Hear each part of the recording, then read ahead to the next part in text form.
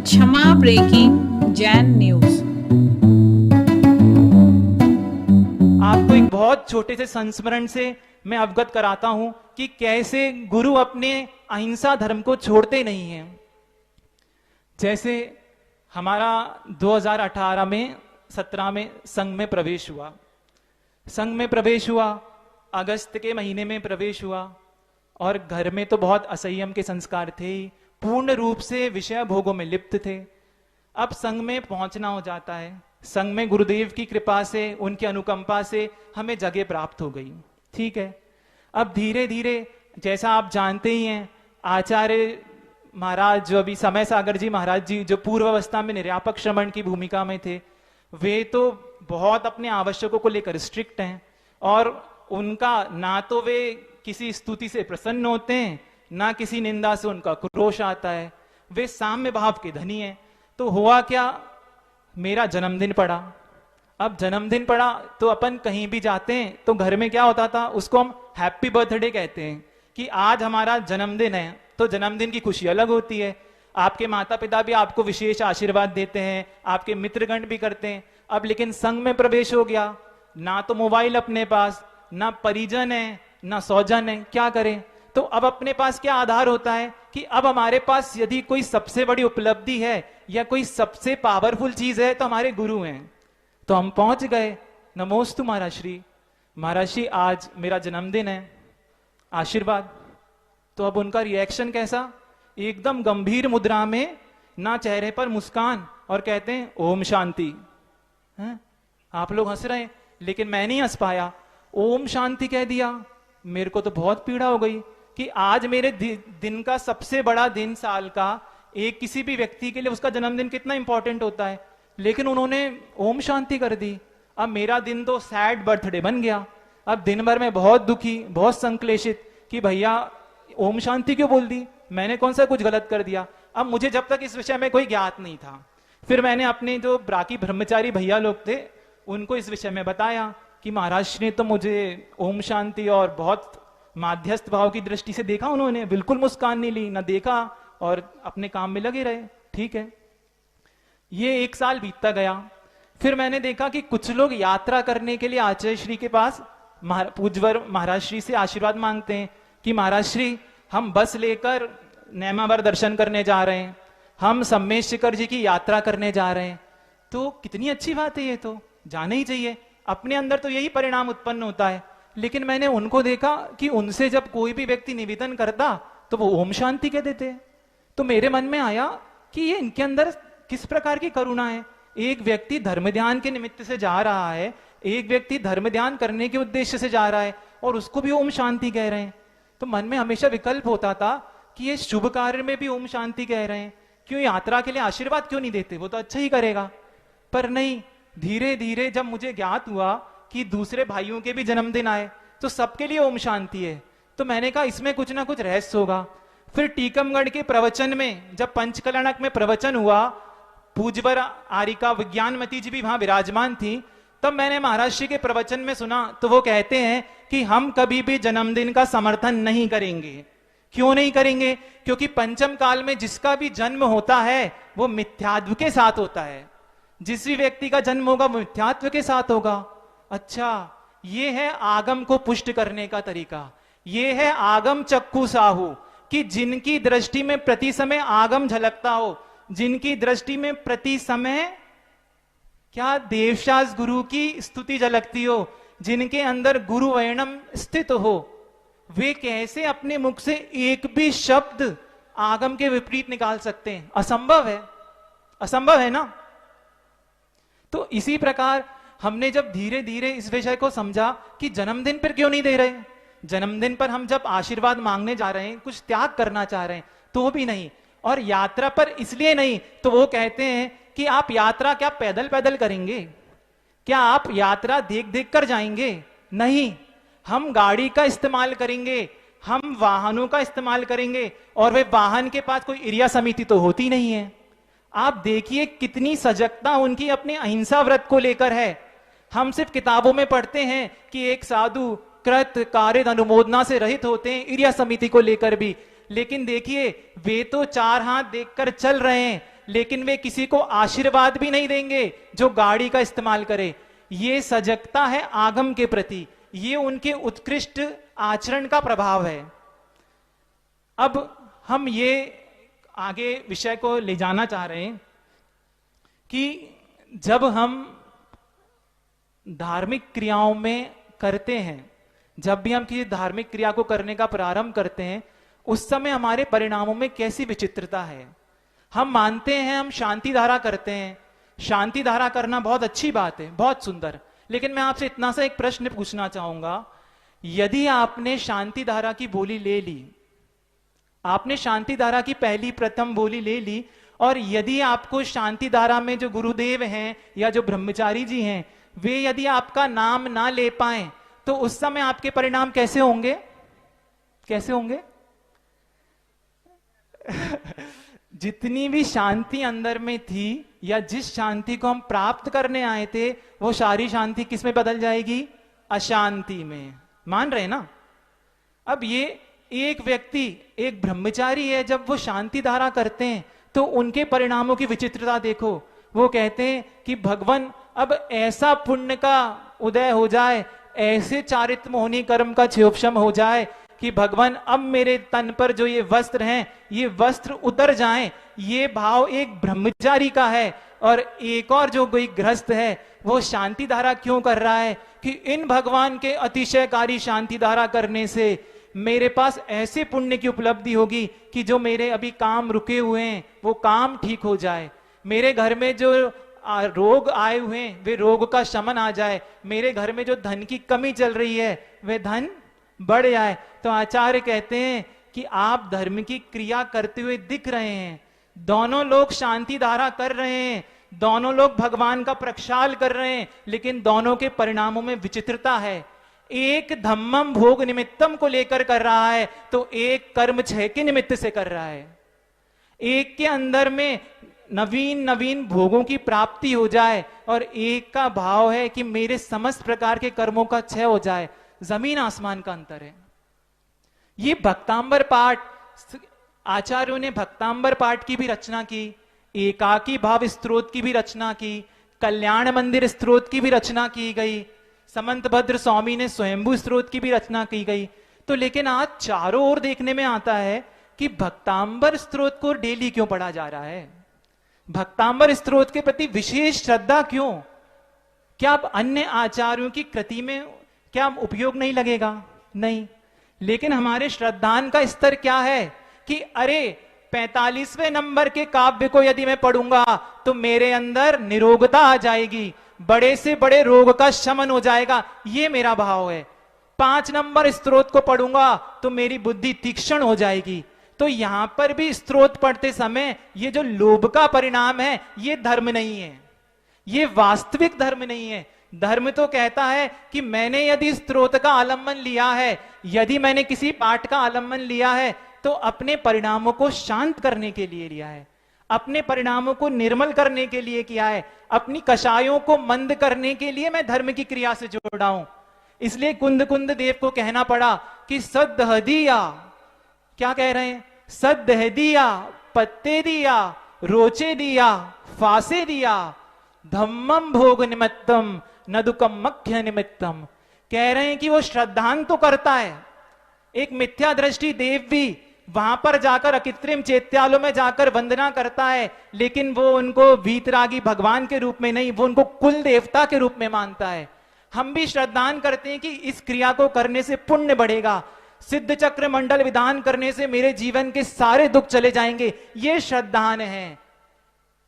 और वो प्रतीति भी करता है, वो रुचि भी रखता है, धर्म को जानने की रुचि भी रखता है, और वो धर्म को स्पर्श भी करता है। क्या स्पर्श करता है?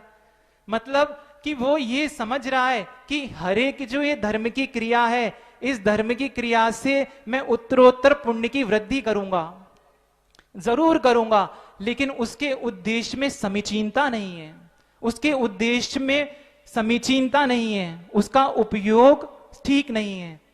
ऐसे ही एक छोटा सा प्रतिमानियोग का विषय देकर बात को समाप्त करेंगे कि एक राजा है, बहुत वैभवशाली राजा है, बलशाली है, नीतिज्ञ है। उसकी राज्य में सारी प्रजा उससे बहुत सुखी रहती है और उसकी एक बहुत सुंदर रूपवान उसकी पत्नी है। लेकिन दोनों के बीच में बहुत परस्पर प्रेम होता है, लेकिन बीच में एक बात दिक्कत देती है कि एक का श्रद्धान तो जिनेंद्र देव के प्रति है और एक का श्रद्धान बौद्ध धर्म के प्रति होता है। ठीक है, तो आपस में ये जो असमंजस होती है, ये तनाव की स्थिति बनती है। तो एक बार क्या होता है, वही राजा अपने मंत्रियों के साथ, अपने सामंतों के साथ घोड़ों पर सवार होकर जंगल जाता है। जंगल में आप खुद सोचिए, हम जिस प्रकार के धर्म का आलंबन लेंगे उस प्रकार का ही तत्व का बोध हमको होगा। जिस धर्म में हिंसा और अहिंसा का भेद ना हो, जहां पर संयम और असंयम के बीच का अंतर ना जाने, जहां व्रत और अव्रत के बीच की परिभाषा ना हो, तो वे क्या जाने अहिंसा क्या होता है। तो वो राजा जो था वो सप्त व्यसन में लिप्त था, उसको शिकार करने का शौक था। तो वो दिन भर ढूंढ रहा है हाथ में धनुष बाण लेकर कि कैसे भी मुझे जंगल का कोई जानवर मिल जाए और मैं उसको शिकार कर लूं। वो ढूंढ रहा है। आचार्य कहते हैं मनोयोग, आपने काय से कुछ पाप किया हो या ना किया हो, लेकिन मन में भी यदि हिंसा का परिणाम आ गया तो ये हिंसा ही है। और वो ढूंढ रहा है, दिन से शाम हो जाती है लेकिन उसको कोई भी जानवर नहीं मिलता है। इतने में वो आ रहा होता है तो देखता है रास्ते में एक शिला तट के ऊपर एक मुनि महाराज, क्या एक नग्न व्यक्ति बैठा हुआ है, आंख बंद करके बैठा है। अद्भुत मुद्रा देखने में आ रही है, शरीर का अद्भुत तेज देखने में आ रहा है और एकदम उनको देखकर उसका चित्त शांत हो जाता है। चित्त शांत हो गया और उसके परिणाम उसके चेहरे पर मुस्कान आ जाती है और वो अपने साथ जो चल रहे मंत्री हैं सामंतों से पूछता है कि मंत्री ये बताओ ये कौन है, ये जो नग्न व्यक्ति बैठा है कोई तपस्वी या ऋषि जान पड़ता है। तो अब आप देखिए कैसे एक द्रव्य का दूसरे द्रव्य पर प्रभाव पड़ता है। अभी तक उसका चित्त बहुत शांत था, लेकिन वो मंत्री क्या कहता है कि हे राजन, ये जो नग्न व्यक्ति सामने बैठा है ये आपकी महारानी चेलना के गुरु हैं। बस ये शब्द जैसे ही उसके दिमाग में जाता है उसका चित्त अशांत हो जाता है। अशांत होकर अब उसके अंदर मन में तीव्र वैर परिणाम और क्रोध उत्पन्न हो जाता है और वहां निकट जाकर कहता है, हे धूर्त, हे पाखंडी, क्या तू नाटक कर रहा है? इस वेश को धारण कर कर तू क्यों कर रहा है? तू मायाचारी है, तू पापी है। इस प्रकार के अशुभ शब्दों का प्रयोग वो उन दिगंबर साधु के प्रति कर देता है। आप सोचिए, हम जब क्रोध के समय ये बोध गायब हो जाता है, क्रोध के समय जो सत पदार्थ है वो असत के रूप में दिखने लगते हैं। और लेकिन धन्य उन वीतराग प्रभु की दशा, वे अशुभ शब्द सुनकर भी उनके चित्त पर कोई प्रभाव नहीं पड़ता है। हम और आपको यदि कोई प्रशस्त शब्द से पुकारे तो हम ग्लैड हो जाते हैं, और हमें कोई निंदापरक वचनों से या हमें कोई डांटे या हमें कोई अपशब्द बोले तो हम दुख का अनुभव करते हैं। पर धन्य ऐसे योगियों की चित्त की वृत्ति कि जिसके अंदर वे जानते हैं कि ये जो शब्द बोल रहा है ये शब्द ज्ञान नहीं है, शब्द शब्द है, ज्ञान ज्ञान है। शब्द पुद्गल की परिणति है और ज्ञान चैतन्य गुण की परिणति है। ऐसा भेद विज्ञान की परिणति उन जीवों के अंदर होती है और वे कुछ भी नहीं कहते। लेकिन आप सोचिए, जिस समय आपको किसी पर गुस्सा आए और सामने वाला जब कोई रिएक्शन नहीं करता है तो हमारा गुस्सा और डबल हो जाएगा।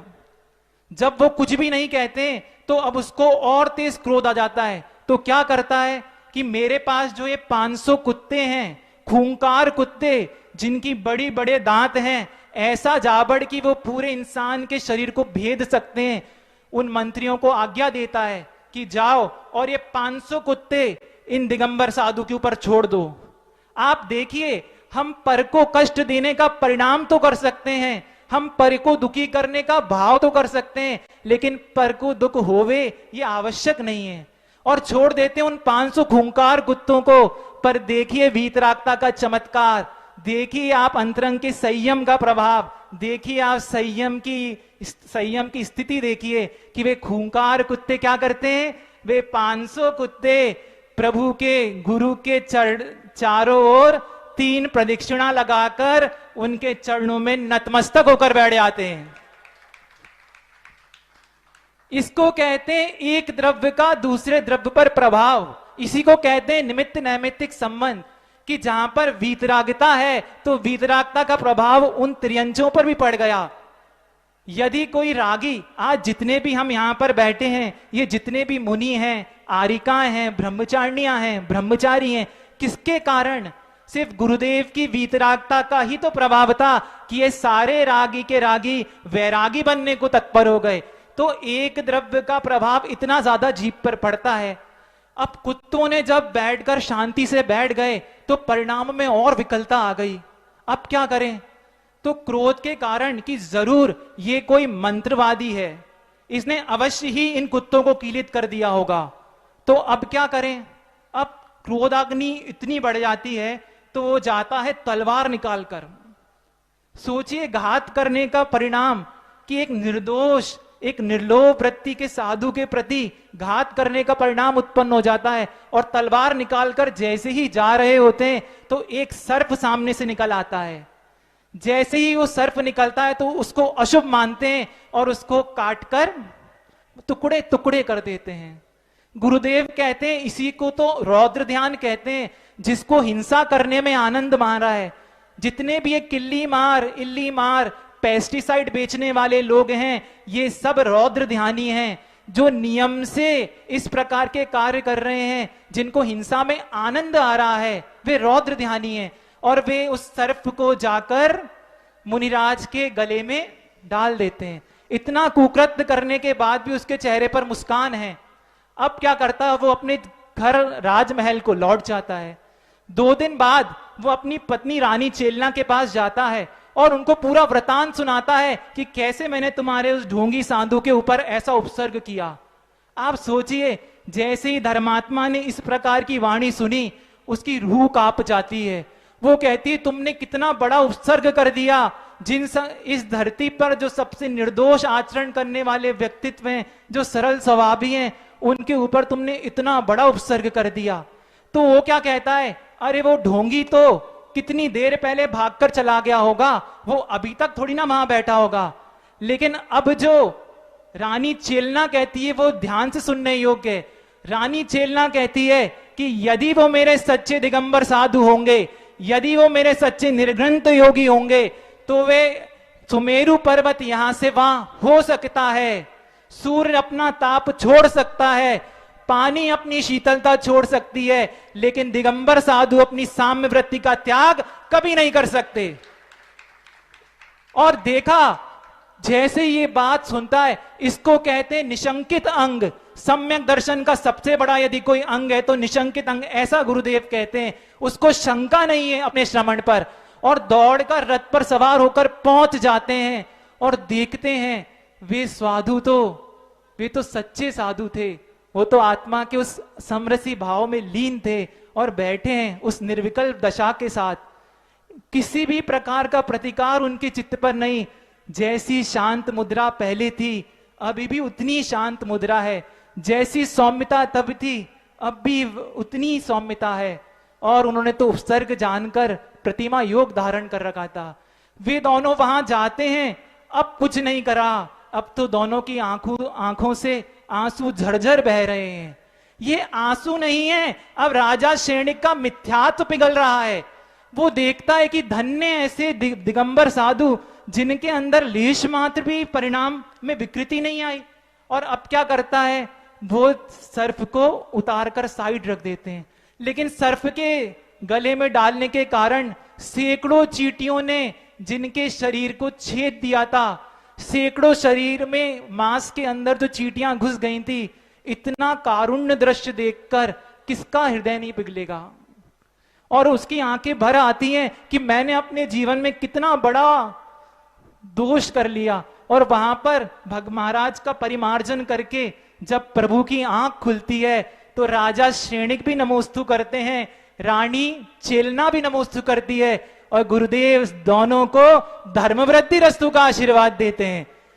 ये है साम्यता। उपसर्ग कर्ता के ऊपर भी वही परिणाम, उपसर्ग हरने वाले के ऊपर भी यही परिणाम। ये साम्य वृत्ति है। तो 6 डाला में हम पढ़ते हैं, इसको करके अंत करेंगे। अरिमित्र महल मशान कंचन कांच निंदन थुतिकरण अर्गावतारण असी प्रहारण में सदा समता धरण।